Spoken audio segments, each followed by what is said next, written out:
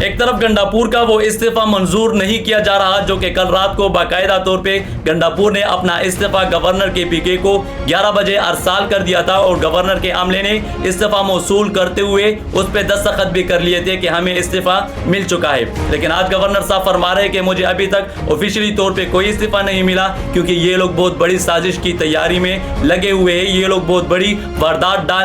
ڈالنے میں لگے ہیں اور مصروف ہے کہ کسی بھی صورت ہم پی ٹی آئی کی حکومت گرا دے تاکہ ہمارے راستے میں ہر رکاوٹ جو ہے یہ گر جائے اور ہمارے راستے میں کوئی بھی آگے کھڑا نہ ہو جائے. لیکن آپ کو بتاؤ کہ عمران خان نے آئین کے دائرہ اختیار کو استعمال کرتے ہوئے آئین کے اندر اپنے وزیر اعلیٰ کو تبدیل کرنا چاہا اور یہ لوگ اس میں بھی واردات ڈالتے ہیں کیونکہ یہ لوگ نہ تو آئین کو مانتے ہیں نہ قانون کو مانتے ہیں. لیکن اس قوم کو یہ بتانا چاہتا ہوں کہ کیوں نہ اس انقلاب کا آغاز یہاں سے آج ہی ہو جائے کیونکہ یہ لوگ آئین کی زبان نہیں سمجھتے, یہ لوگ مزاحمت کی زبان سمجھتے ہیں اور یہ لوگ انقلاب کی زبان سمجھتے ہیں. اپنے انقلاب کا آغاز آج ہی کرنا چاہیے اور اس کے پی کے سے ہی کرنا چاہیے کیونکہ قوم پوری طرح سے چارج ہے. قوم کسی بھی صورت کوئی کوتاہی کوئی غلطی تسلیم نہیں کرنے والی, نہ اپنی حکومت کی جانب سے نہ اپنے مخالفین کی جانب سے. قوم پوری طرح سے تیار ہے اور لیڈرشپ کو یہ بتانا چاہتا ہوں کہ کسی بھی صورت آپ پیچھے نہ ہٹے. آپ کو جیسے ہی لگے کہ یہ لوگ گڑبڑ کرنے والے ہیں, آپ کے بندوں کو توڑنے والے ہیں یا کوئی